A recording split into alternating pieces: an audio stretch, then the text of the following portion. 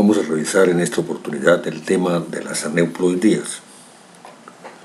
Las aneuploidías más frecuentes y de importancia en el ejercicio ecográfico en medicina no son muchas, pero son muy variadas, son de manifestaciones realmente importantes, pueden comprometer la salud y la vida. Vamos a ver en primer lugar a la triploidía, que es ese feto que tiene 69 cromosomas, porque tiene 3 juegos de los cromosomas, cada juego tiene 23. En un estudio muy importante donde se realizaron 10.000 amniocentesis, se comprobó que 1.500 de esos embarazos terminaron en abortos. Hubo 750 cariotipos alterados en esos 1.500 y en los nacidos vivos apenas hubo 50, es decir que hubo 800 cariotipos alterados en una población de 10.000.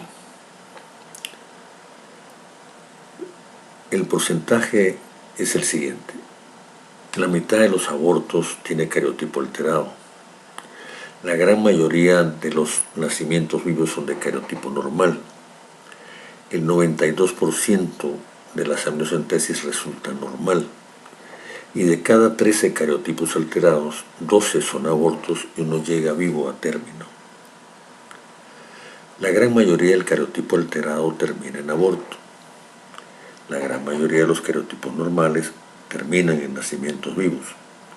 Y el 15% de todos los embarazos que usted controle terminarán en aborto. ¿Cuándo ocurre el aborto? Un 15% es antes de la implantación, otro sector durante la implantación, durante la primera falta menstrual, y el resto, la gran mayoría, la vamos a esperar entre la primera falta y la semana 13.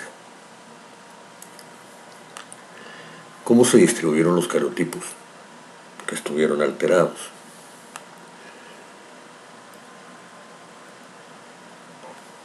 Las triploidías dieron 170 cariotipos, el Turner 140,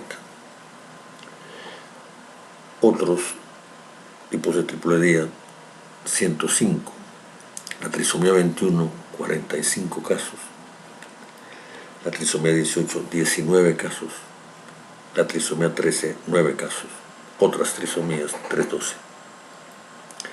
Las triploidías ocurren en 170 de cada 10.000 embarazos, 2%, pero es la más frecuente. Entonces hay que tener entrenamiento ecográfico y de conceptos sobre lo que es la triploidía. Todas las trisomías ocurren en apenas el 3.85%, de 3, 18 y 21 en 0.73%. Todas las triploidías se abortan, pero muy excepcionalmente llegan a estar vivos, y las triploidías representan 1 cada 5 abortos.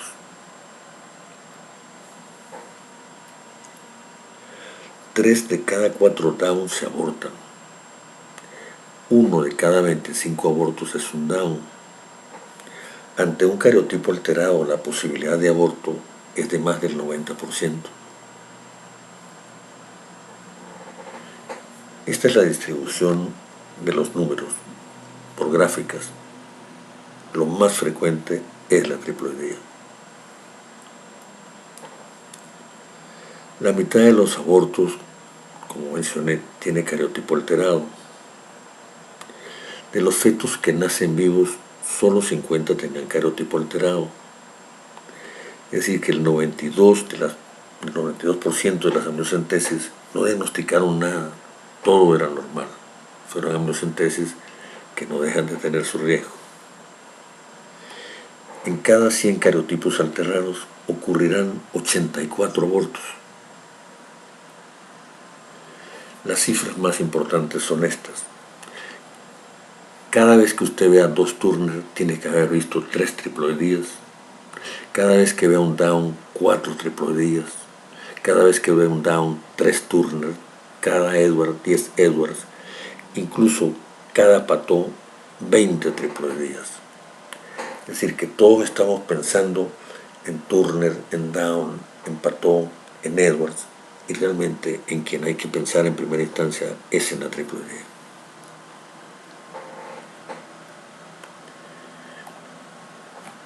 La triple D se muere muy temprano. A las 12 semanas, uno vivo entre 3.500 embarazos. A las 16 semanas, uno vivo en 30.000 embarazos, todos con triple D. A las 20 semanas, uno vivo de triploidía de cada 250.000 triploidías. La mayoría de los fetos triploides mueren entre las semanas 7 a 17. ¿Qué es una triploidía?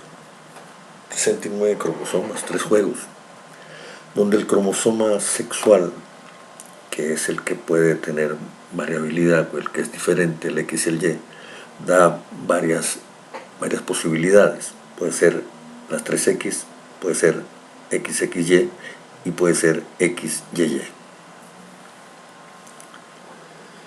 Existen 2 tipos de triploidía. El tipo 1 tiene un feto vivo activo, pero su placenta tiene aspecto molar. Por eso se llaman molas embrionadas, a diferencia de las molas completas que no tienen embrión. Esta mola se llama mola embrionada, mola parcial o mola triploide. El tipo 2 es un feto vivo con macrocráneo y retraso del crecimiento, y la placenta es pequeña, pero no es molar. El tipo 1 tiene 69 cromosomas y la placenta también. El tipo 2 igual, 69 y 69. En líneas generales, cuando se hacen cariotipos de los fetos y de las placentas, deben ser iguales. Si hubiera diferencias, se habla entonces de mosaicismo. Si la placenta tiene un cariotipo y el otro, el feto, lo tiene diferente, es un mosaicismo. Pero debe tenerse cierto cuidado, cierta precaución en estar seguros que no tenemos un feto en una parte de un embarazo con su placenta normal y al lado otro embarazo que terminó siendo una mola. Porque para poder hablar de la triploidía, la placenta que está molar tiene que tener un cordón umbilical que le llegue al feto. Si usted ve que lo que está viendo es una placenta molar, una mola, lo que está viendo, no tiene embrión. Entonces ahí pueden haber cariotipos diferentes, porque está haciéndole un cariotipo a un feto que posiblemente tenga su placenta normal, él sea normal y esté coexistiendo con otro embarazo que terminó molarizado.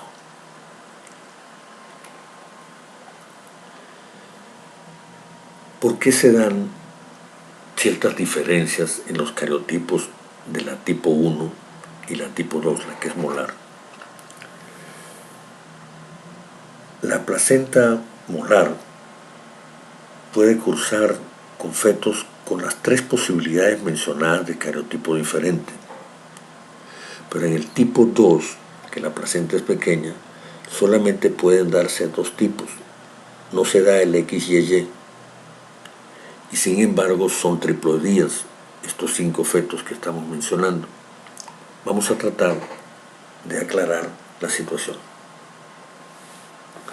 Ya sabemos que si el feto tiene determinado cariotipo, la placenta también la debe tener en los triploides. ¿Cómo hace? Tiene que haber alguien aportando un juego extra de cromosomas, 23 cromosomas más. Eso lo puede aportar la madre o lo puede aportar el padre. Este juego de cromosomas extra puede ser proporcionado por espermatozoides X o por espermatozoides Y, o puede ser proporcionado por óvulos 46X, que de una vez, en lugar de ir el óvulo 23, lleva una carga doble. ¿Cómo ocurre? Cuando son los espermatozoides los que están dando la carga adicional, va a haber 2 espermatozoides fecundando un óvulo 23X. Puede tratarse de 2 espermatozoides 23X, Puede tratarse de un 23X espermatozoide y otro 23Y, o puede haber dos espermatozoides Y fecundando a un óvulo 23X. El resultado final será 69. Cuando es el óvulo 46XX, no es como el anterior, que pueden entrar al óvulo dos espermatozoides, entra uno solo, entonces entrará el X o entrará el Y. Un cigoto diploide tendrá dos juegos de cromosomas, serán las hembras y los varones. Un cigoto triploide tiene 3 juegos de cromosomas, alguien aportó 23 cromosomas más. Cuando un progenitor proporciona más cromosomas que el otro progenitor, se llama dominio parental y puede ser masculino o puede ser femenino, según el que esté aportando más cromosomas. Por ejemplo, el dominio parental masculino.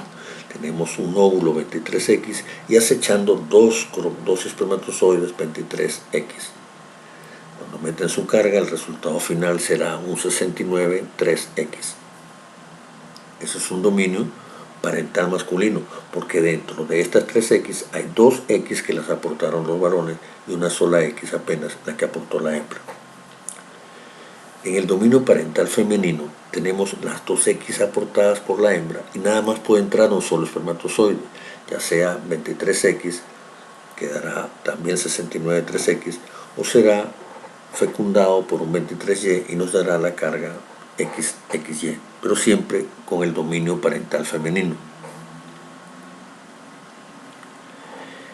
Estos bebecitos que tienen 23X van a darnos dominio parental masculino también, con un espermatozoide X y uno Y. Pero no puede haber 69XYY desde el predominio femenino, porque nada más aporta puras X. Fíjense como en el dominio parental masculino podemos originar estas 3 posibilidades, donde una X, las 2X finales son del padre, en este caso una X y la Y son del padre y las últimas 2Y son del padre. Pero estos dos, que son el triple X y el XXY, también los da el dominio parental femenino cuando da las 2X de una vez el óvulo doble. Si le entra un espermatozoide X o si le entra un espermatozoide Y. Entonces tenemos un parecido entre estas dos cosas. El dominio parental masculino nos da un cigoto que pareciera ser idéntico al dominio parental femenino. Si el cigoto recibe de cada progenitor igual número de cromosomas sexuales y corporales, el aporte materno será igual al aporte paterno. No hay dominio parental. Es el cigoto diparental, donde hay carga masculina y femenina en igualdad de peso. Si el cigoto recibe solo de un progenitor cromosomas sexuales y corporales, entonces el aporte materno será diferente al paterno y el dominio parental será absoluto. Por ejemplo, un óvulo vacío unido a 2 espermatozoides 23X nos dará un cigoto uniparental, pero con dominio masculino. Un óvulo vacío unido a espermatozoides X y Y nos da también un cigoto uniparental porque vienen de un solo padre, son solo cromosomas paternos y el dominio será masculino. Si un óvulo se une a un espermatozoide X, entra uno solo, nos da la hembra normal. Si une el X con el Y, nos da el varón normal. Dominio uniparental. Un óvulo vacío, entran 2 espermatozoides y nos dan estas 3 posibilidades. Cigoto 46XX, cigoto 46XY, pero pudieran entrar los 2Y y se da el cigoto 46YY, pero no es viable. Hay algo que se llama dominio uniparental por endorreduplicación. El cigoto recibe solo de un progenitor, pero ninguno del óvulo. Un óvulo vacío es penetrado ya sea por un X o un Y, no los dos, uno solo al mismo tiempo, y nos da un cigoto que es 23X o un cigoto que es 23Y. ocurre entonces lo que llaman la endorreduplicación y se transforma este 23X o 23Y en un 46XX. Puede transformarse en un cigoto 46YY, pero tampoco es viable. ¿Cómo es el dominio parental en los cigotos triploides? Un cigoto recibe de un progenitor mayor número de cromosomas. Por ejemplo, un óvulo 23 recibe cromosomas X o Y, entonces ese cigoto tendrá predominio del aporte paterno. Si recibe 2X para formar el triple X, tendrá también predominio del aporte materno, porque vienen con 46XX. Este también tiene predominio materno. Puso más cromosomas el óvulo que el espermatozoide. ¿Quién tiene riesgo de triploidía? Tiene riesgo de triploidía aquellos embarazos donde el amnios no va creciendo empujado por el líquido que tiene dentro hasta pegarse al corio. Esa separación corioamniótica es muy prometedora, muy promisoria, muy de riesgo de tener una triploidía. Sin embargo, no es la única patología que lo da. La epidermólisis bulosa, que es una genodermopatía, una dermatopatía genética, puede también cursar con una gran separación del amnios y el corio. Estos bebecitos pueden tener atresia pilórica y cursar con polidramnios.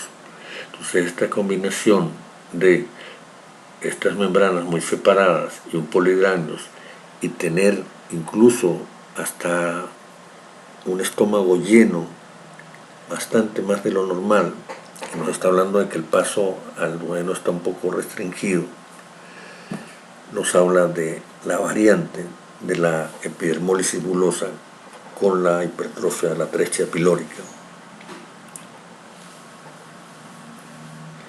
Estos bebés han sido estudiados, hay cierta predilección por el sexo masculino.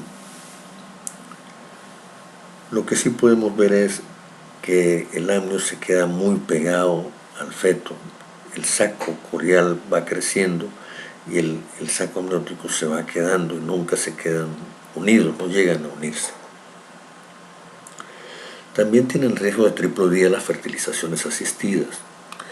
En un estudio de 539 pacientes que tenían triploidía, se habían obtenido 136 por triploidía espontánea, se hizo el diagnóstico espontáneo, y 413 triploidías habían ocurrido en procesos de fertilización asistida, que como era fertilización asistida, permitieron que se hiciera el diagnóstico genético preimplantacional.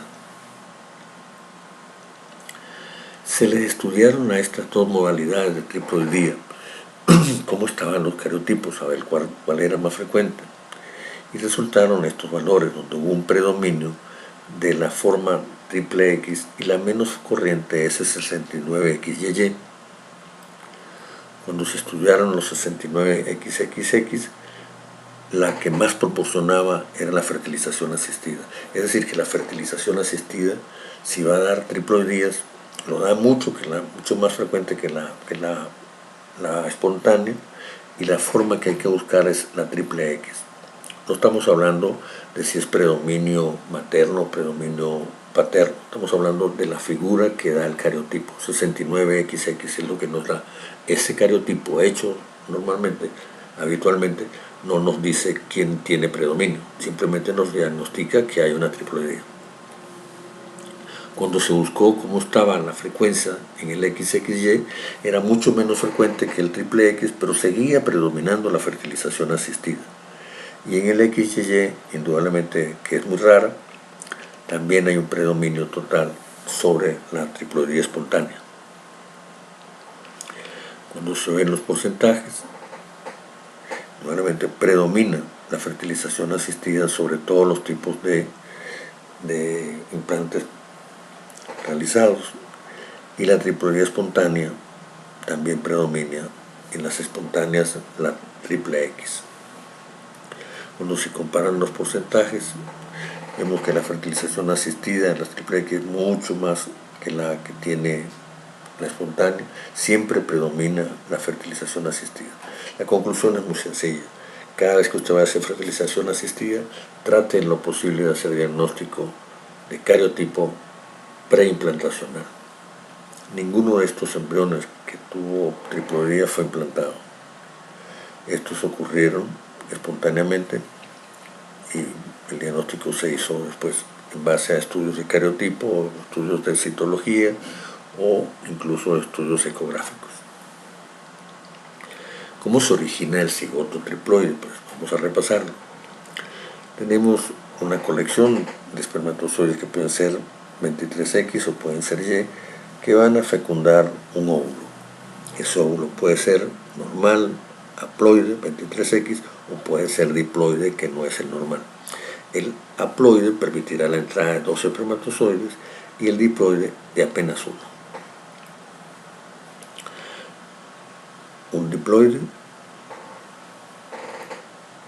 el haploide. Veamos un bebé que se forma con un diploide.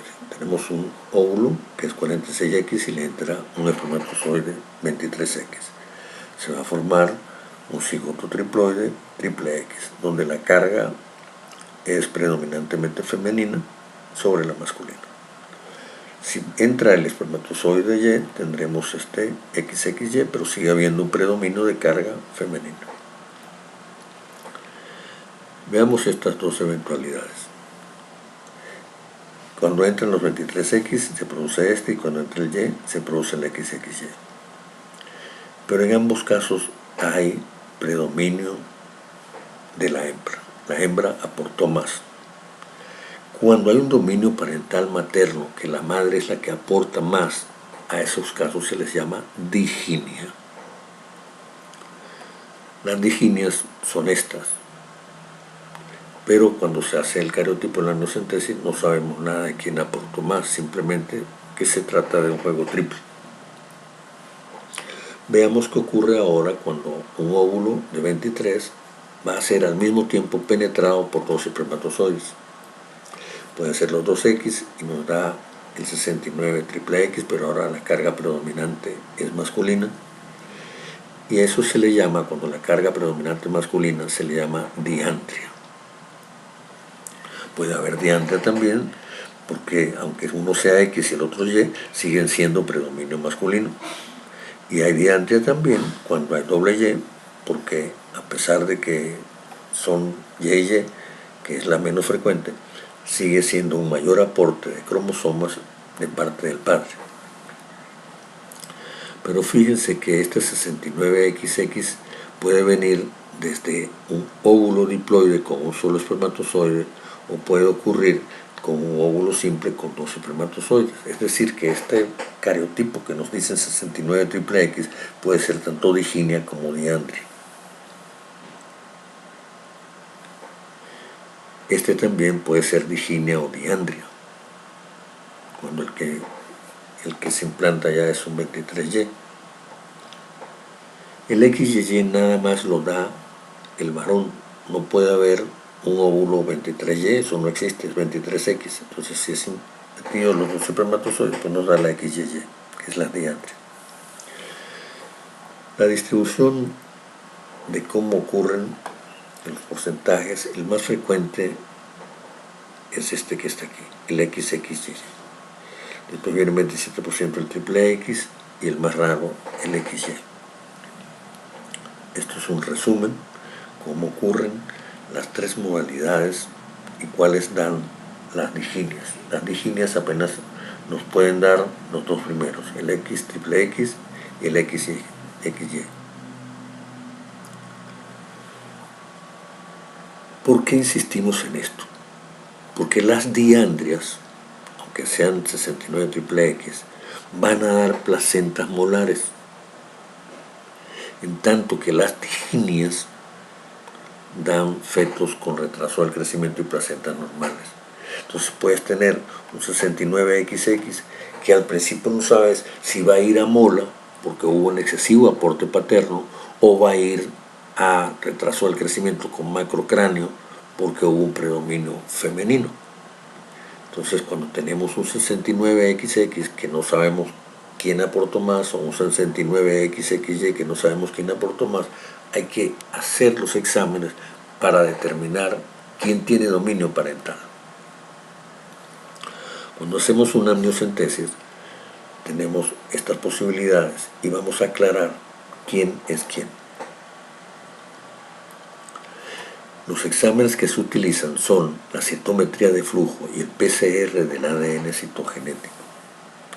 La citometría de flujo consiste que en una pipeta que tiene un orificio muy pequeño se deja caer el líquido amniótico. El orificio es tan pequeño para que nada más pueda pasar una célula. Ese chorrito de células va en fila india y es impactado por un rayo láser. Y de acuerdo a la característica de la célula, el rayo láser chocará con su interior y tendrá una refracción. Esa refracción será evaluada por un sistema de computación, dejará pasar algunos rayos y será evaluado un sistema nuevo de computación, dejará pasar nuevamente o rebotará, y de esto nos va a dar la información de que aunque tengamos un 69 triple X, pueda decirnos aportó más la madre o aportó más el padre. Entonces esta es la citometría de flujo. El otro es hacer el PCR, que también nos va a dar. El tipo de refracción permite entonces aclarar el sexaje de un cromosoma X y un cromosoma Y. Eso ya se está haciendo en veterinaria. Pueden saber cuando un cromosoma X materno es el que tienen ahí o el cromosoma X es paterno.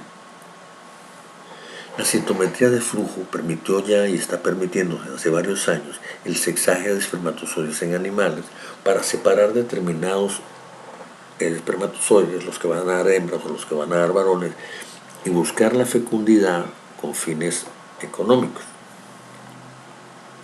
Una compañía que se llama XY ya vende el semen sexado veterinario. Entonces, por ejemplo, tienes caballos y quieres solamente tener varones para que sean más fuertes, o quieres tener aves también y que te den nada más pollos varones o que te den nada más gallinas, lo puedes hacer. Caso curioso, el cromosoma de las aves hembras es XY y el cariotipo de las aves machos es XX, es al revés que el nuestro. Estos son los trabajos donde inicialmente se puso pues la diferenciación de los cromosomas X y Y en humanos a fin de evitar las enfermedades ligadas al X, las que nada más se dan en varones. Entonces ya desde el año 93 hay una preselección del sexo en humanos a través de esa citometría de flujo, que es el aparatico que les estuve mencionando. Pero ¿cómo llegamos nosotros a tener esta triploidía? No vamos a salir a hacer el cariotipo a todo el mundo. Este cariotipo triploide le vamos a llegar porque exista un antecedente, lo vamos a buscar porque existe un antecedente o porque exista un indicio ecográfico. Antecedentes puede ser la exposición a alquilantes, la tensión de acridina, antagonistas de folato como el metotrexate, rayos X, hasta el uso de anticonceptivos orales. Puede dar cariotipos triploides y puede dar también Down. Una paciente que estando embarazada en el primer mes toma anticonceptivos desapercibidamente tiene más riesgo de tener un Down. Un ambiente laboral con anestésicos que tenga mucho óxido nitroso, la exposición a óxido nitroso puede dar también triploidía. Esto es importante para las áreas de trabajo quirúrgico, para los anestesiólogos. Los antiasmáticos también han dado triploidías. Pero en términos prácticos, lo que nos interesa es ver la obligación de hacer la amniocentesis para comprobar la triploidía en base a los indicios que tenga el ultrasonido. Estos investigadores, ya hace unos cuantos años, pudieron diferenciar que había dos tipos de triploidía, la no molar, que es la tipo 2, y la molar, que es la tipo 1. Pero se comenzaron a dar cuenta de que había cierta relación entre el tamaño de los embriones y su frecuencia cardíaca. y que los fetos que daban más taquicardia eran la trisomía 13, la 21 y el Turner, y los fetos con más tendencia a la bradicardia, la trisomía 18 y la triploidía, que los fetos más pequeños eran los de la triploidía por RCL pequeña y los Down. También se podía empezar el diagnóstico con el FISH, que consiste en tener unos colorantes que pintan de un determinado color a un cromosoma que uno quiera. Uno quiere pintar el rojo, pues le echa un poquito de líquido amniótico el colorante rojo que nada más pinta el 21, o nada más el colorante verde que nada más pinta el cromosoma sexual, o nada más el colorante azul. Eso se llama FISH. Es una técnica que en 24 horas le puede decir a uno si tiene una trisomía 13, 18, 21, si le falta un cromosoma sexual como un Turner, si le sobra un sexual como un Klinefelter, o si tiene una triploidía. Todos están repetidos. Y tempranamente hay sonolucencia, y la sonolucencia es importante, es muy grande la sonolucencia que dan estos bebés, y tiene tendencia a atavicarse como lo da el Turner. El Turner y el cuadro de triploidía son los higromas quísticos tabicados con el occipital conservado. Entonces, cada vez que tenga un higroma quístico, en primera instancia piense en el Turner y en segunda instancia piense en la triploidía. Pero el gran indicador de que algo anda mal es la sindactilia. Los dedos de las manos y los pies se denominan del 1 al 5. Las manos, el 1 es el pulgar y el 5 es el meñique. Cuando hablamos de sindactilia 3-4 nos estamos refiriendo a que el dedo 3 y el dedo 4 están fundidos. Y eso es sumamente orientador de una triploidía. Sin embargo, puede haber casos de triploidía donde 3-4 esté en un pie y en el otro pie esté 2-3. O sea, no descarta que no tenga la triploidía, que tenga otro tipo de sindactilia. Pero la sindactilia 3-4 es muy orientador. Las manos pueden tener sindactilia, una sola, la otra no, y la mano que no la tiene puede ser flácida, como una mano caída. Estos bebecitos a veces no tienen buena cantidad de líquido amniótico. La placenta puede ser pequeña, el retraso del crecimiento hace que haya poco líquido, y aunque se puedan ver algunos detalles ecográficos de placenta con feto pequeño, una placenta pequeña no molar, porque es la triploidía no molar. Las placentas grandes sí son las molares. El asunto es que necesitamos diagnosticar la triploidía, ya sea en la forma digínica o en la forma diándrica, y muchas veces no se puede. Hay pacientes que deciden interrumpir el embarazo y el cariotipo se hace post-mortem, por sangre directa tomada del corazón. Hay cuadros de sindactilia 3-4 que realmente corresponden a ectosindactilias. Hay que estar pendiente de la separación de las manos. Y cuando cada vez que tenga una ectrodactilia, revise la boca, porque hay un síndrome que se llama EEC, que da las dos cosas, el labio y paladar hendido y la ectrodactilia. Lo que sí es muy llamativo, ya sea en la forma 1 o en la forma 2, sobre todo en la forma de la diginia, es que hay una desproporción importante entre el cráneo y el cuerpo. Son unas cabezas que lucen muy grandes en relación a un cuerpo muy pequeño. Y esto se establece muy tempranamente. Pueden nacer estos bebés y la sobrevida rara vez pasa del mes. Hay casos donde más ha sobrevivido ha sido un varón triploide. Son de muy poco peso. El retraso del crecimiento es tan marcado que la circunferencia de la cabeza puede ser hasta 2 a 3 veces la circunferencia del tórax o la circunferencia del abdomen.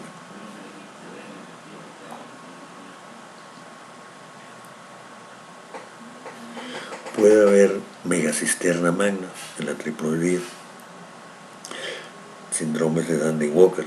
Estoy hablando de cualquiera de las dos triploidías, pero la triploidía no molar da más malformaciones que la triploidía molar.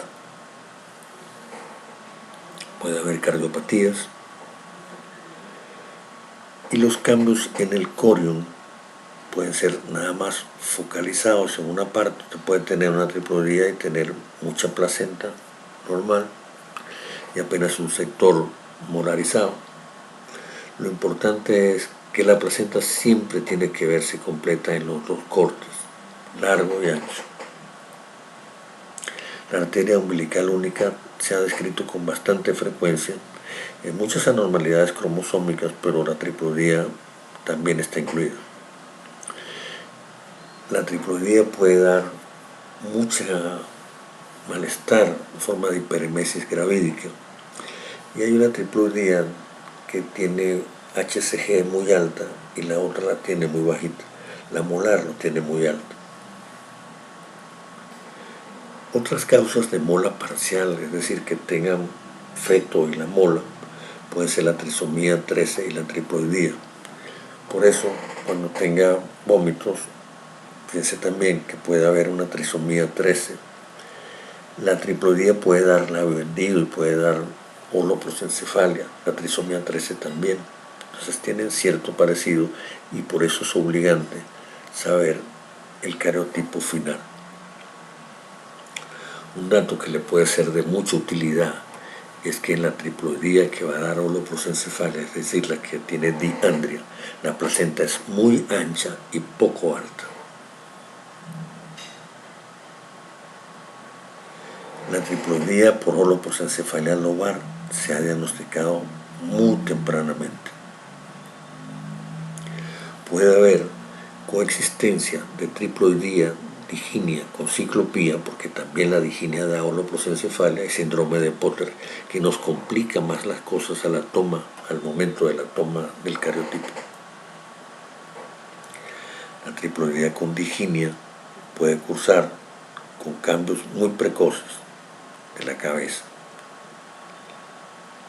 Estos son bebés que tienen holoprosencefalia.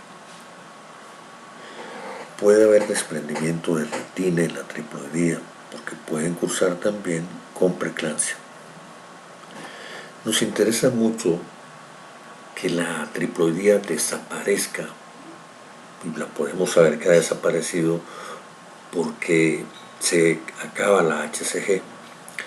Pero una HCG que persista 3 meses después del vaciamiento, al mes que ya se vayan haciendo los controles, estamos hablando de una triploidía persistente.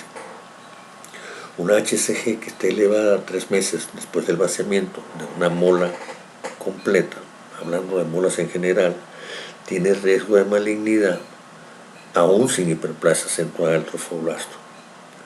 Pero una HCG elevada aún 3 meses después del tratamiento de una mola parcial, el riesgo de malignidad es muy leve, pero no imposible. Conclusión: tanto a las molas parciales como a las molas completas, una vez vaciada, a los 3 meses hay que hacerle la medición del HCG. Han sido reportadas triploidías diginias con hernias diafragmáticas. Y también ha habido molas parciales con cariotipo fetal normal. Cuando se ha examinado a través de los marcadores, lo que más se utilizan son la beta HCG y la papa, se encuentra que hay diferencias entre la tipo 1 por diandra y la tipo 2 por diginia. La HCG está muy elevada en la diandra y muy disminuida. En tanto la papa está igual, es decir, que la que nos va haciendo el diagnóstico es la HCG, muy elevada en la diandra, por eso da los vómitos, y muy disminuida también en la otra. Se ha relacionado el bajo filtrado glomerular materno con la HCG elevada en la triploidía. Es posible que tengan una relación causa-efecto que todavía no se ha establecido bien. Ha habido descripciones de casos de triploidía con holoprosencefalia en la semana 8. La vesícula biliar ausente puede presentarse también como un dato de la triploidía. Los cuadros que dan vesícula biliar ausente Pueden ser malformaciones aisladas donde nada más la vesícula biliar está ausente, o la vesícula biliar está ausente y existen otras malformaciones. Cuando es aislada, el pronóstico es regular y lo pueden dar el síndrome de Pena-Choquer, la atresia de vías biliares y hasta el cariotipo normal. Muchas vesículas biliares vienen a terminarse viendo en la semana 38. Hay que tener paciencia y no desesperarse, sobre todo si no hay otra malformación. El Pena-Choquer los va a ayudar el diagnóstico, que son niños que no se mueven, son cuadros de aquinesia fetal, apenas mueven los dedos de las manos. Cuando va con otra malformación asociada puede haber aneuploidías, poliesplenia o fibrosis quística de páncreas. Las aneuploidías que nos interesan son la triploidía y la 18. La poliesplenia ya la conocemos, porque es la cava inferior interrumpida y frente al corazón tiene dos vasos, la aorta y la áciga. El retraso del crecimiento también puede ir cursando con vesícula biliar. Y la fibrosis quística de páncreas, que es un diagnóstico más que todo genética molecular, si existe algún antecedente, pero los pronósticos son malos. Cuando hay malformaciones asociadas, los pronósticos son malos. La vesícula biliar más poliesplenia más triploidía es de mucho cuidado, porque se desarrollan fístulas arteriovenosas pulmonares neonatales que conducen rápidamente a pérdida del recién nacido por una insuficiencia respiratoria irreversible, intratable. La vesícula biliar se estaba viendo en el embarazo y dejó de verse. Entonces hay que pensar en infecciones perinatales por rotavirus o por reovirus. Más frecuente lo da el rotavirus. El cuarto ventrículo dilatado es un indicador de aneuploidías. Los fetos euploides tienen un ventrículo que mide de ancho 1.9 y de las aneuploidías solo la trisomía 21 lo mantiene de tamaño normal. El resto, 18, 13 y triploidía, tienen un cuarto ventrículo que luce más ancho que lo normal. Puede haber triploidías con agenesia unilateral de pulmón, de riñón y agenesia radial que angula las manos en 90 grados. La preeclampsia precoz. La preeclampsia precoz se va a pensar que puede ocurrir cuando tienen un poco tamaño, cuando el peso del feto es menos y cuando ha superado al riesgo del aborto. La trisomía 13 tiene un déficit de RCL igual que la 18 y la triploidía, son fetos pequeños. El peso más comprometido lo da la triploidía, pero es la que tiene el mayor riesgo de aborto. El tamaño y la forma del saco. Los sacos redondos esferoidales nos dan cierta tranquilidad. Los sacos que son aplanados tienen mayor riesgo de tener una aneuploidía, ya sea 13 o la triploidía. Los sacos grandes los da la trisomía 18.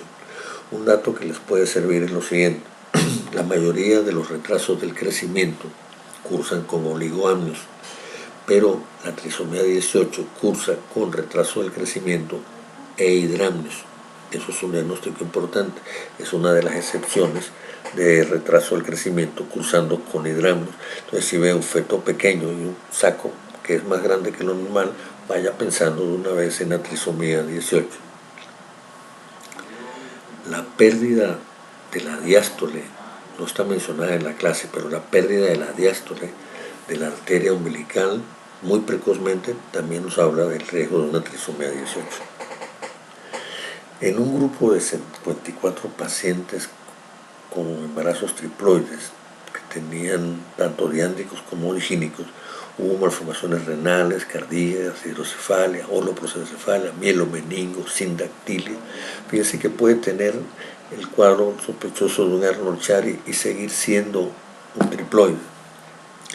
La sindactilia se fue en 37 de los 54, fue la más numerosa. La triploidía molar se presentó en una cuarta parte, es decir, que por cada 4 triploidías, una es molar y 3 son molares.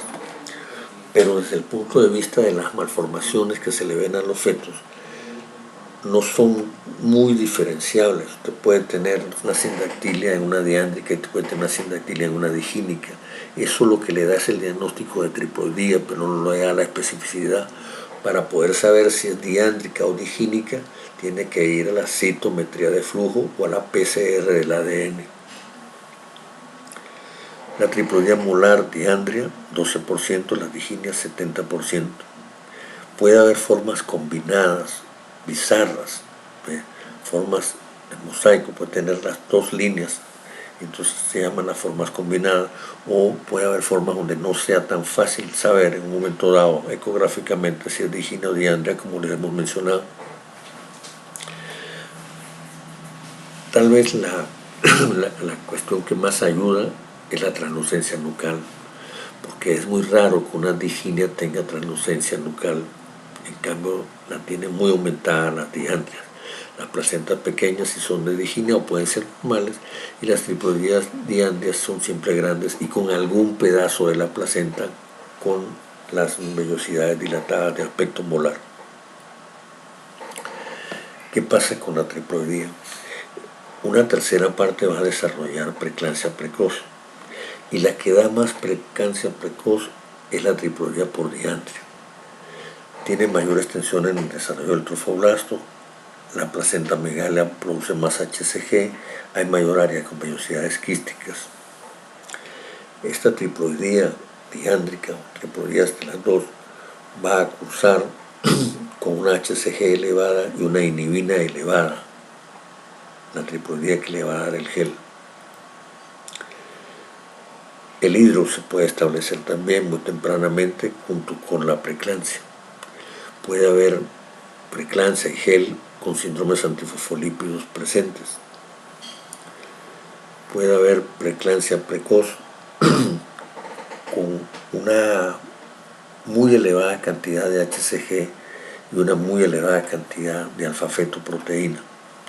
Puede haber falla ventricular izquierda en la preeclampsia de la semana 15.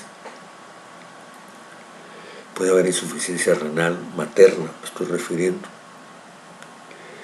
Y la triploidía al inicio del primer trimestre tiene un inconveniente.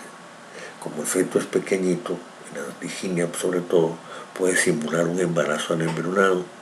El tamaño embrionario no ser percibido, pasar desapercibido y terminar en un aborto muy temprano. El problema es cuando usted no ve el embrión y lo cataloga como un embarazo anembrionado, no sabiendo que lo que va a obtener si limpia ese embarazo anembrionado es una mola. La mayoría de los casos de los sobrevivientes son digínicas y las diándricas son excepcionales. Se ha utilizado para hacer el diagnóstico la prueba triple, para diferenciar los dos tipos. En la triploide 1 por diandria, lo más importante es que la HCG y la alfa-feto están elevadas, el estriol y la papa están disminuidas. Pero tanto el estriol como la papa también están disminuidas en la que es por diginia, pero tienen la HCG y la alfa-feto muy disminuidas, muy disminuidas. Estas son las comparaciones donde realmente lo que nos va a servir es ver la beta HCG y la alfa-feto, porque esa sí le da el diagnóstico diferencial.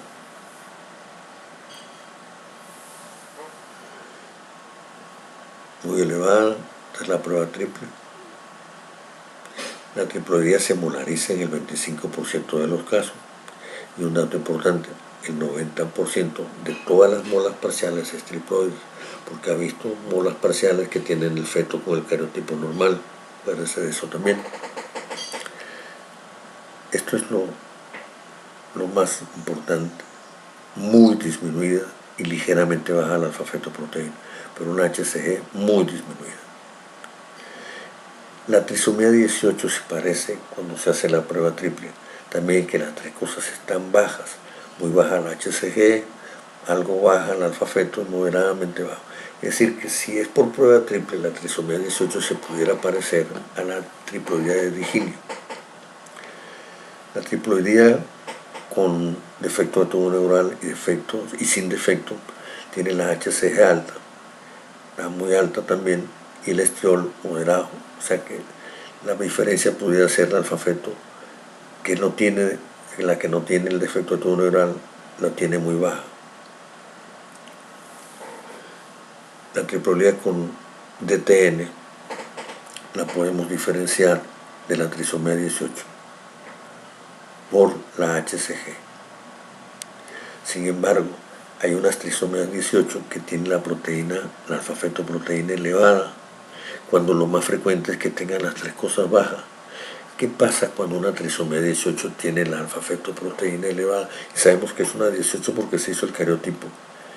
Resulta que hay un acretismo placentario y la placenta que está rompiendo el útero permite que pase la alfa-fetoproteína a la sangre materna. Por eso está elevada.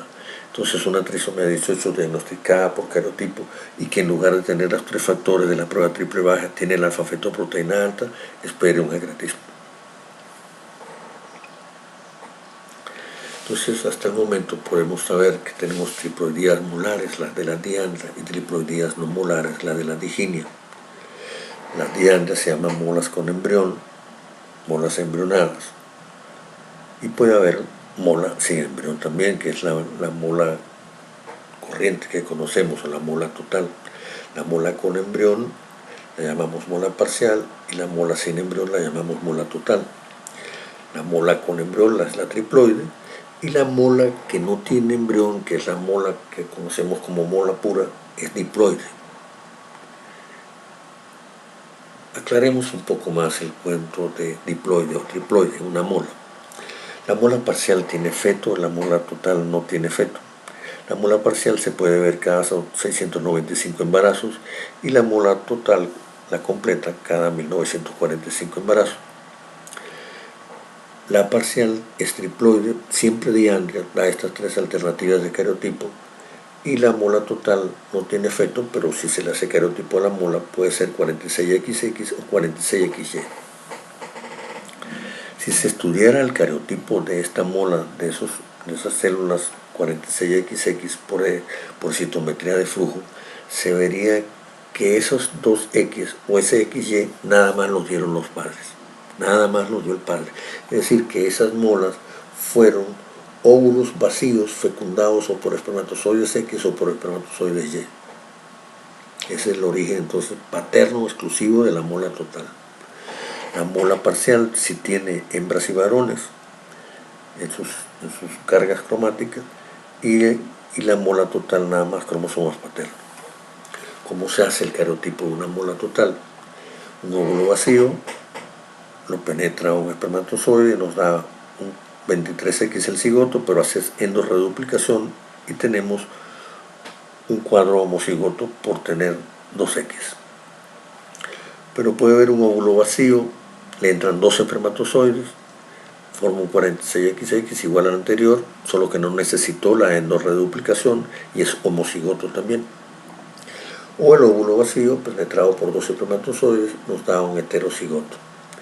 Pero, ¿qué es lo importante de esto de homocigoto o heterocigoto?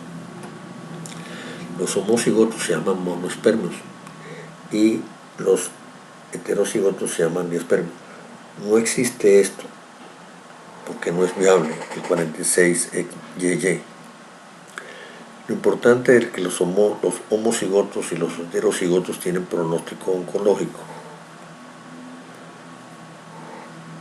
Solo el heterocigoto se maligniza, el monocigoto no. Hemos llamado, para entender las 5 posibilidades que dan las dijandrias o las 2 que dan las diginias, a los cromosomas de origen materno en blanco y a los cromosomas de origen paterno en amarillo. Pero todos siguen siendo XX o todos siguen siendo XY, y este que es el exclusivo de la diandria. Hoy en día la nomenclatura es diferente. Seguimos hablando de 69 3X, pero para saber cómo es su composición parental hablamos de este modo. Tiene 69, tiene un cromosoma materno, un paterno P1 y un paterno P2. Este también igual un materno y 2 paternos igual materno. En cambio las diginias nos dan 69 M1, M2 porque son 2 cromosomas maternos y tan solo uno paterno. Igual. Cuando lean en alguna bibliografía entonces que se refiere a esto, a MP, MP1, P2, ya saben que si es M es que nada más aportó ahí el predominio es masculino, esa es la diandre. Y si hablamos de M1, M2, P, entonces ya saben que están hablando de un cigoto donde la madre aportó la doble cantidad de cromosomas. La utilidad del cariotipo en la mola total es como les mencioné, pues hay dos tipos, cariotipo 46, que es el homocigoto, y el XY, que es el heterocigoto. En nomenclatura moderna es 46P1P2, 46P1P2. El embarazo molar total, la mola homocigota o monoespermio, le entra un espermatozoide a X, se divide, es una frecuencia de 46XX. Puede haber dos espermatozoides X entrando que lamea un huevo ciego y sigue le dando una mola, también una mola total. Estos homocigotos tienen poco riesgo de malignización a pesar de que sean molas. En cambio, la mola heterocigota, donde entran dos espermatozoides X y Y, la frecuencia es 0,6, pero tiene alto riesgo de malignización. Por eso usted tiene que hacerle el cariotipo a la mola. Si la mola usted le hace un cariotipo y le sale 46XX, no tenga mucho riesgo ni preocupación de que se le va a malignizar. Pero si la mola es 46XY, comienza a hacer el control seriado del HCG porque tiene algo mal. Otro criterio para saber la malignidad es la hiperplasia del trofoblasto y las atipias que pueda tener el trofoblasto. La cantidad de vesículas que tiene no es importante. Tal vez pueda ayudar que el tamaño de las vesículas en las molas totales es muy uniforme y en las molas parciales las vesículas son unas más grandes, otras más pequeñas, pero están coexistiendo con vellosidades cordiales normales, en tanto que la mola no tiene vellosidades cordiales normales. Este es el riesgo.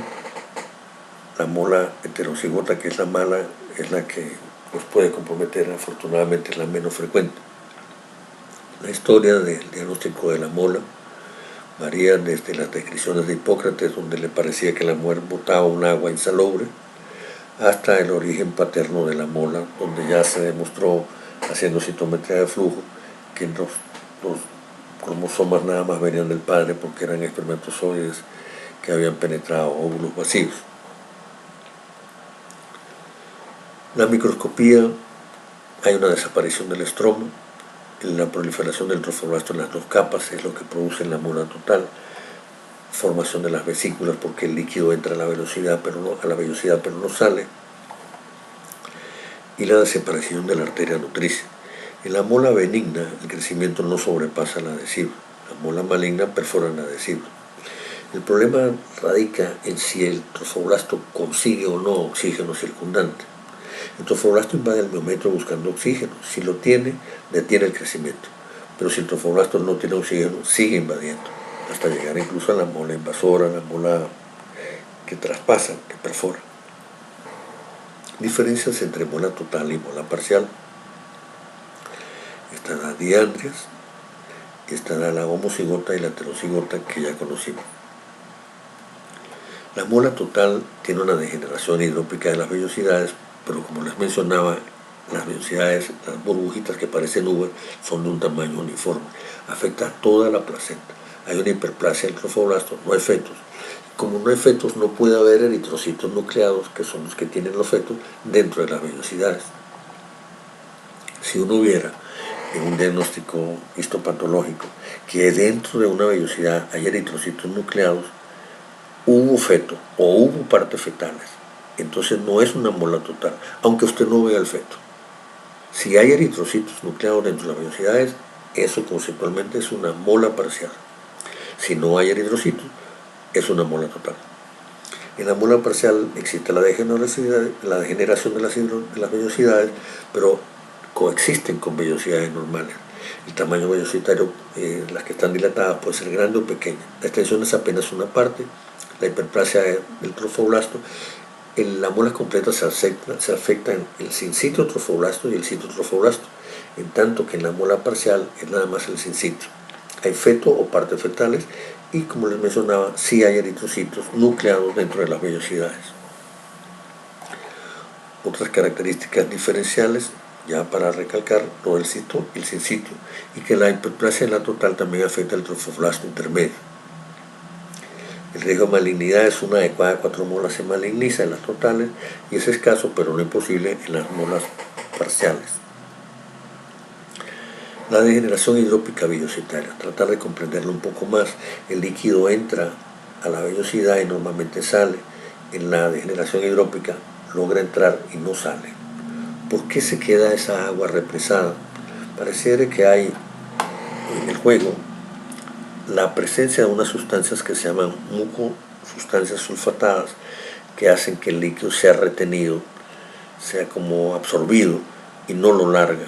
Entonces, eso lo podemos demostrar con una coloración especial que se llama azul de ancián, que nos da la presencia de esa sustancia ocasionando la degeneración hidrópica, la vesiculización de la vellosidad corial. Recordemos ahora un poco la embriología rápidamente. El bebé tiene un citotrofoblasto que lo rodea y un sincitio que se encarga de invadir. Pero el citotrofoblasto también puede meter sus evaginaciones y perforar al citotrofoblasto. Por ejemplo, usted tiene un tejido uterino con un vaso y el sincitio se acerca para perforar el vaso y comenzar a alimentar. Pero ese dedo de guante del citotrofoblasto va a ser penetrado por citotrofoblasto. Puede haber una penetración en esta vellosidad. De esa forma, en corte transverso lo vamos a ver así. Tenemos la vellosidad rodeada de sincitio y el centro viene desde abajo hacia adentro perforando el citotrofoblasto. A eso se le llama una vellosidad primaria, citotrofoblasto dentro del sincitio. Luego, el mesénquima se mete dentro del citotrofoblasto, ya se la llamamos vellosidad secundaria. El mesénquima se mete.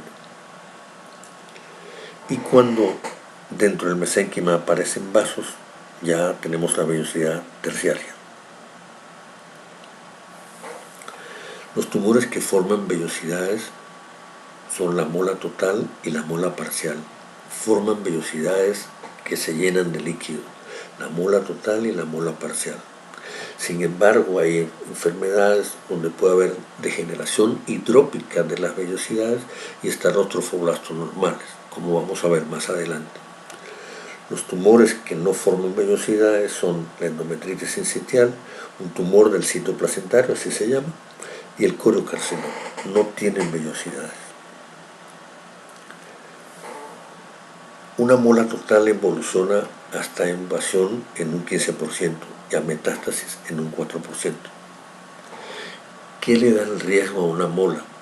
Que tenga más de 100.000 unidades de HCG, que el útero en la altura uterina sea muy grande, que existan quistes luteales de más de 60 milímetros, que la paciente tenga más de 40 años, que sea una heterocigota y que tenga la homocisteína elevada.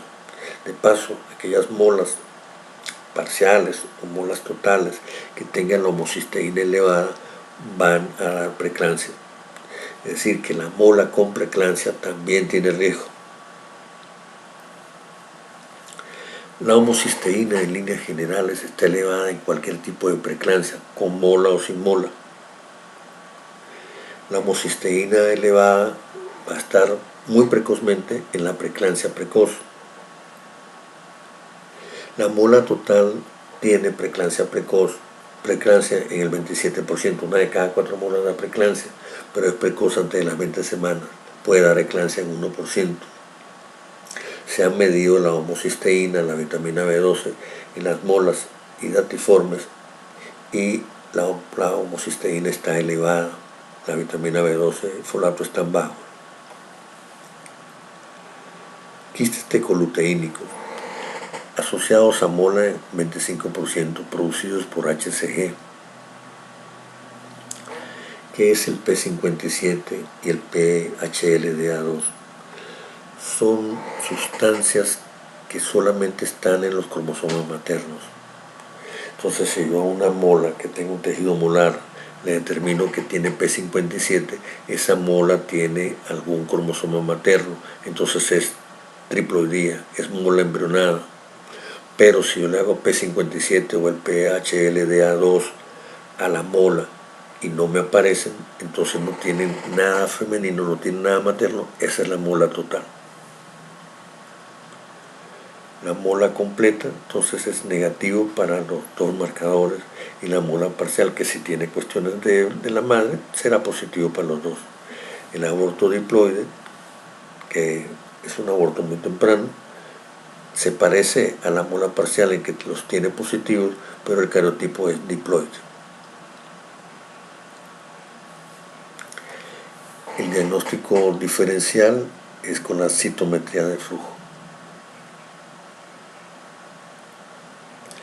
El consulto de aborto hidrópico es un aborto que tiene vellosidades, pero que tiene cariotipo diploide, pero tiene los marcadores de venir de la madre positivos. Es decir, que es una mola, no como la mayoría de las molas totales que nada más vienen de los cromosomas paternos, esta tiene también cromosomas maternos. Las referencias de homocisteína y de preeclampsia abundan, tanto que la homocisteína debería de ser un examen pedido de rutina en cualquier embarazo, porque su elevación nos va a hacer llegar a la preeclampsia, a la eclampsia, al gel. Niveles circulantes de homocisteína en mujeres preeclánticas, elevado. Análisis de la homocisteína y la velocidad del Doppler, el Doppler de la uterina. Tienes un Doppler que tiene muesca, tiene una SD por encima de 2,6, estás esperando preeclampsia. No todos los SD elevados terminan en preeclampsia, pero los que tienen SD elevada con homocisteína alta sí van a terminar en preeclampsia. Homocisteína en preeclampsia, homocisteína en mujeres con preeclampsia, homocisteína elevada en preeclampsia. Las referencias bibliográficas aumentan, abundan. Hay que pedir la homocisteína, como se puede pedir toxoplasmosis, como se pide BRL. Hay que medir, hay que evaluar esto, la homocisteína. Lo otro que hay que evaluar es la alfa-fetoproteína también y la HCG. Son 3 exámenes indispensables: la homocisteína, el alfa-feto y la HCG. Por último, les dejé el efecto beneficioso que tiene la melatonina en contrarrestar, revertir el efecto malo de vasoconstricción que hace la homocisteína sobre la arteria umbilical única. La preeclampsia, que comienza con una vasoconstricción, borra la diástole cuando se hace el Doppler de la umbilical. Después va a revertirse, ya está centralizado, pero la melatonina revierte este efecto. Actualmente se hacen estudios de tratamiento de preeclampsia grave, de gel con melatonina, y han logrado revertir.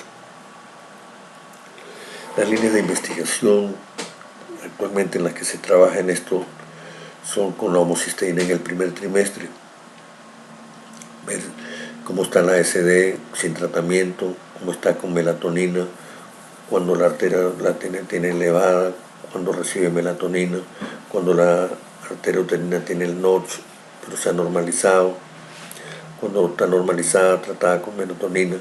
Tratar de precisar las curvas normales de HCG con homocisteína por semana, correlacionarlas. Las curvas bajas de HCG correlacionarlas con homocisteína, y las curvas altas también. Líneas de investigación: melatonina en el Doppler del umbilical con pérdida de la diástole, en las subidas de la homocisteína, en la preeclampsia con cisteína normal, homocisteína normal, que también la hay, con el gel con cisteína elevada, con el gel con cisteína bajo, con el retraso asimétrico, con el retraso asimétrico. Es decir, las líneas de investigación están abiertas. En este momento se está trabajando eso y se está dando gran importancia. La melatonina se está utilizando actualmente no solamente para el insomnio, para corregir el ovario poliquístico se usa la melatonina. La melatonina se está utilizando para bajar la tensión en la fibromialgia, que es una enfermedad muy dolorosa de hombres y mujeres, pero en las mujeres es muy dolorosa, también se usa la melatonina. Es decir, traten de enamorarse de la melatonina y aumenten su caudal de conocimientos y comiencen a utilizarla. Es un neuroprotector del feto. La melatonina junto con el inositol y el ácido fólico cuidan el cerebro fetal y pueden impedir que se establezcan los defectos de tubo neural. ¿Qué hacer ante un aspecto molar? ¿Cómo es la conducta? Vimos un aspecto molar y hay un feto al lado. Primero, establecer si realmente esa mola con aspecto molar tiene un cordón que le llega al feto. Porque si el feto tiene un cordón que llega a otra placenta, esto es una mola coexistente, eso es diferente. Estamos hablando del aspecto molar de una mola que da un cordón que llega al feto. Sospechamos una triploidía de tipo de la diandria. Vamos a pedir el estriol, la beta, el alfa-feto y la papa. Podemos pedir citometría de flujo y DNA PCR.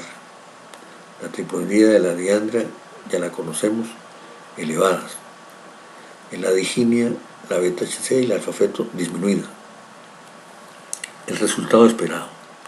El resultado esperado es que si esta mola, aspecto molar con este feto, es una diandria, van a estar las dos elevadas. Entonces a este caso que tenía un aspecto molar y tenía feto, le hicimos vea la HCG y la alfa-fetoproteína. Y el resultado obtenido fue que la HCG estaba normal y solo la alfa-fetoproteína elevada.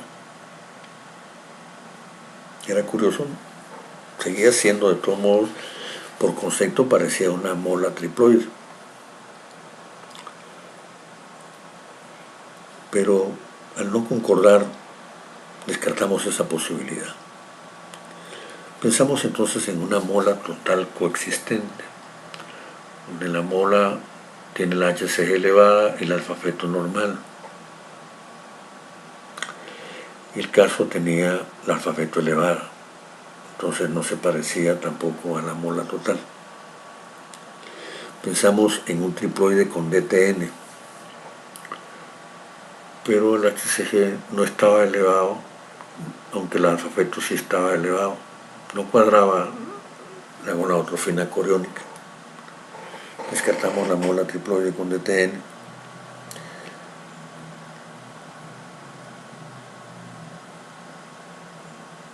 Tenemos la diginia con DTN, es otra diferente.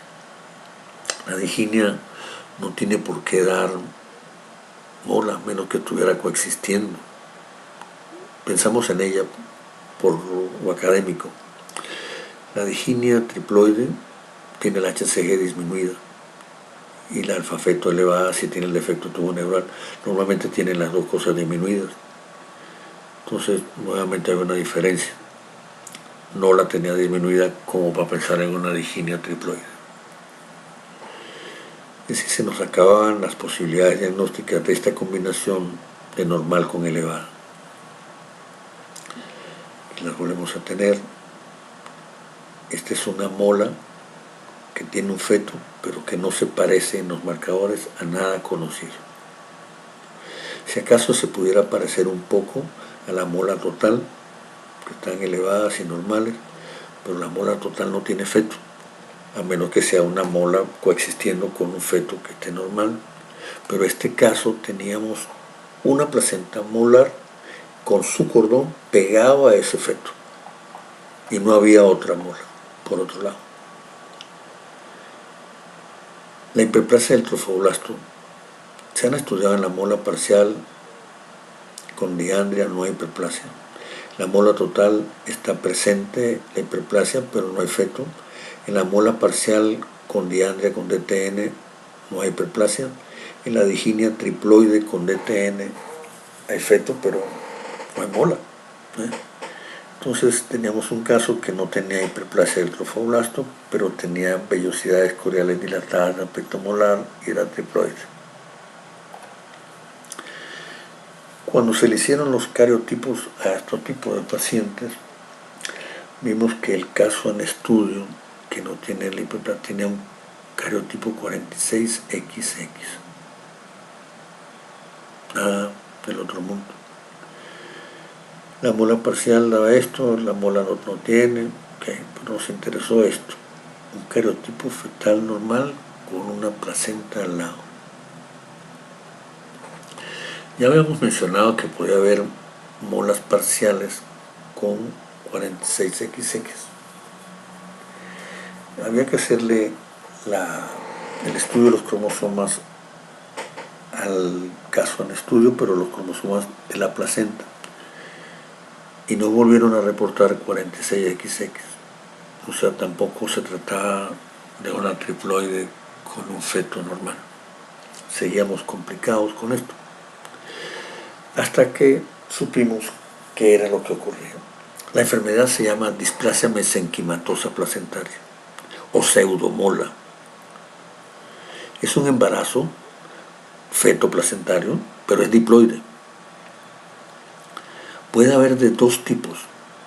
Tipo 1, tienes una placenta grande, pero no hay degeneración hidrópica vellositaria. Y en el tipo 2 sí hay degeneración hidrópica vellositaria focal, pero hay como un varicocele en los vasos que están en la cara fetal de la placenta. El varicocele puede estar también presente en el tipo 1, pero no ser tan acentuado. En el tipo 2 pudieran trombosarse. Entonces tenemos que hay dos tipos de displasia mesenquimatosa, con varicocele de la cara fetal sin vellosidades quísticas y con varicocele y vellosidades quísticas. Fíjense, este tipo 2 está el aspecto molar con las vellosidades dilatadas y la gran dilatación de los vasos de la cara fetal. Cuando se trata del tipo 1 y se hace histopatología, las vellosidades no están dilatadas y los vasos tampoco están gran cosa. Pero cuando se trata de la tipo 2, hay trombosis intravascular, puede haber vasos fusionados y las vellosidades muy dilatadas, se molariza mucho. La tipo 1 no se molariza tanto. La displasia mesenquimatosa placentaria, la tipo 1 y la tipo 2, tienen un trofoblasto sin hiperplasia, aunque puedan tener poco o nada o mucho de las vellosidades dilatadas. Las dos tienen feto. En el tipo 1 hay un hipocrecimiento fetal y en el tipo 2 hay un sobrecrecimiento fetal. Entonces estamos hablando de unas molas embrionadas con varicocele, muy fuerte en uno, muy suave en el otro, y una tiene un feto muy pequeño y la otra tiene un feto muy grande. Esta del feto pequeño se pudiera parecer a la diginia, pero la diginia no tiene las dilataciones varicosas de los vasos de la cara placentaria fetal. Este es el aspecto. La placenta es muy grande en el 90% de los casos. Esto fue descrito en el año 91 por Moscoso como una anomalía vascular placentaria. Le llamaba la atención lo grande que eran los vasos y había una hiperplasia muy suave del sistema velloso, pero en forma de las vellosidades dilatadas, pero el trofoblasto no estaba hiperplásico. Muchos de estos embarazos comienzan con un abombamiento de la decidua. A eso se le llama boom. Los boom pueden ser de triploidías, de otros cariotipos alterados, pueden hasta estar presentes en un ectópico de tipo heterotópico. Pero lo importante de estos bebecitos es que tienen la HCG normal y el alfa-feto muy elevada, a diferencia de los que van a ser triploidías, que la tienen las dos cosas muy elevadas. Los cariotipos placentarios y fetales son concordantes, es decir, no hay mosaico.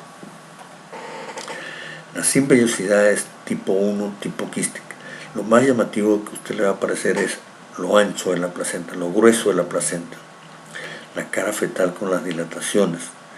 Tiene un dato importante, que si usted le hace Doppler a la velocidad de cómo va la sangre en las dilataciones, la circulación es lenta y el índice de pulsatilidad es bajo.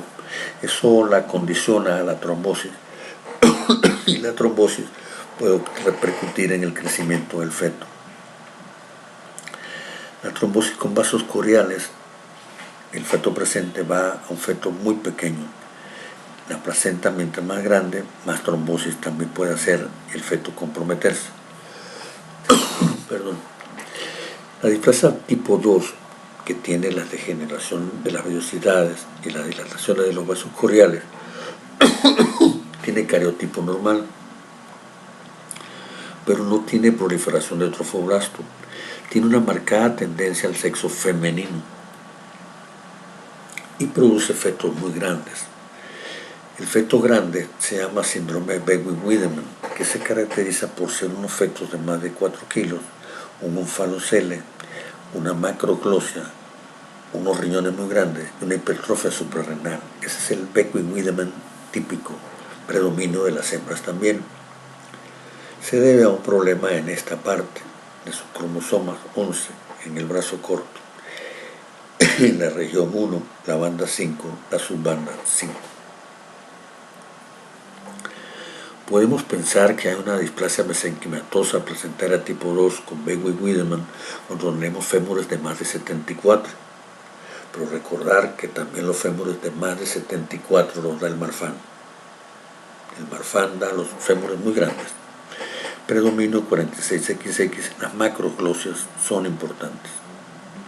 Dan macroglosia a los hipotiroidismos y la salida de la lengua también la da la trisomía 21. La displasia PAM tipo 2 en los fetos con Beckwith-Wiedemann ocurre en el 32% de los casos de la tipo 2, pero la tipo 2 predominantemente no da fetos grandes, ocurre en el 68% restante. Así que las displasias mesenquimatosas con fetos grandes son los que tienen el Wiedemann, una tercera parte, 1 de cada 3. Los fetos con Beckwith-Wiedemann, que ocurren en el 32%, pueden tener más sobrevida. Los fetos sin Beckwith-Wiedemann, que ocurren en el 68%, se mueren mucho. Tienen un retraso del crecimiento de más de la mitad, la muerte intrauterina ocurre en el 40%, y las semanas de peligro son entre la 31 y la 34, como ocurre con la diabetes. La muerte neonatal temprano en el 25% y si lleva malformaciones congénitas asociadas en el 50%. Es decir, que esta displasia mesenquimatosa, si es de tipo 2, se le pueden morir los fetos y son pequeños. Otras patologías asociadas ocurren también en una tercera parte, que pueden haber hemangiomas cutáneos, pueden haber tumores hepáticos, tumores de pulmón, una anemia con trombocitopenia y puede haber hidrops. La placenta, la displasia mesenquimatosa placentaria es realmente un cuadro complicado. Puede haber tumores fetales y el tumor más frecuente es un tumor que está ocurriendo a nivel del hígado que se llama amartoma hepático. Si el líquido está turbio, hay que pensar en una hemorragia intraamniótica porque se ha roto uno de los vasos de la cara fetal. Eso puede agravar mucho más la situación. ¿Cuáles son las causas del aspecto molar?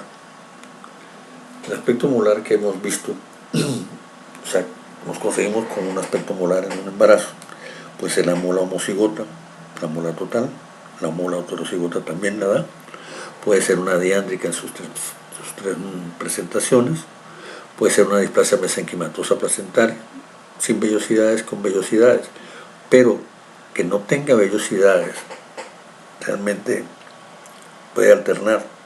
Esa displasia mesenquimatosa sin vellosidades no debería dar gran aspecto molar, pero puede ser focos muy pequeños. Puede haber una displasia mesenquimatosa placentaria cursando con una trisomía 13, puede cursar con un cuadro de Klinefelter, o puede haber una displasia mesenquimatosa con una triploidía también y tener la placenta un 46XX y tener el feto 69 triple X.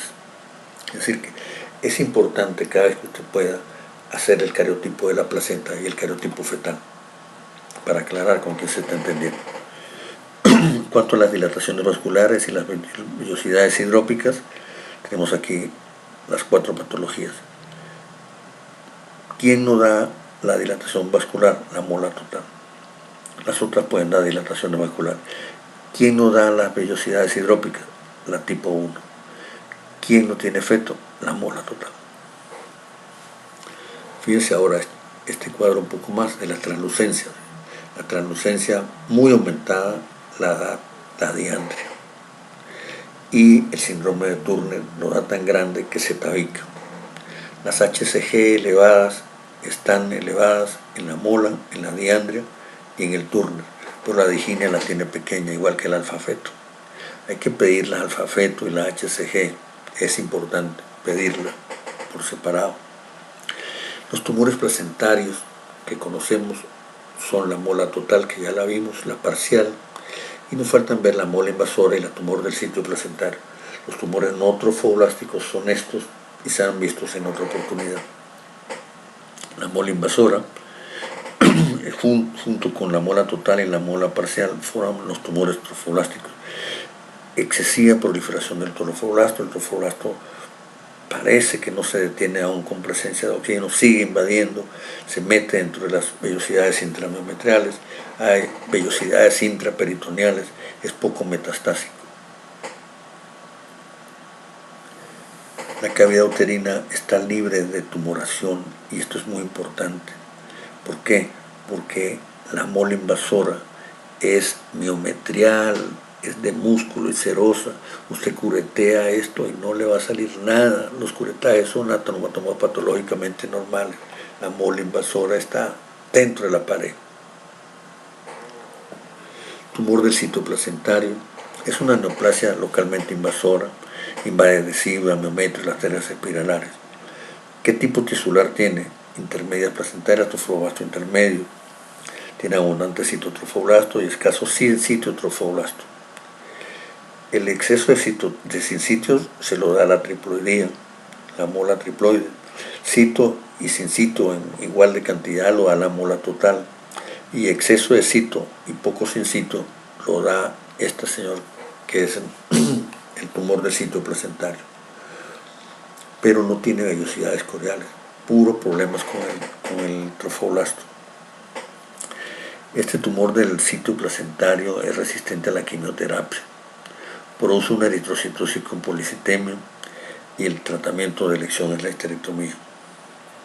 El coriocarcinoma, un proceso extremadamente maligno, muy anaplásico, no tiene vellosidades coriales.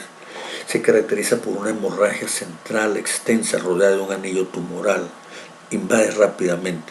Tiene cito y sin cito trofoblasto con características de invasores, no tiene estrom y las metástasis hematógenas son rápidas. El sincito trofoblasto es anaplásico puro, las células son gigantes, se comporta como un sarcoma. La mayoría pueden venir de un antecedente de una mólida tiforme, pero también pueden venir de cualquier embarazo, de cualquier posaborto, puede terminar teniendo este proceso tan maligno como es el coriocarcinoma. En cuanto a las características, esto lo lean con más calma. Quiénes tienen vellosidades ausentes, quiénes las tienen presentes, qué tipo de tejido se afecta, quién afecta el trofoblasto, por ejemplo, intermedio, para que conozcan una clasificación de acuerdo a la histopatología vellositaria. Y por último, esta tabla, que quiero que la conserven, cuando hagan cariotipos fetales y placentarios, los resultados, cómo se van a interpretar.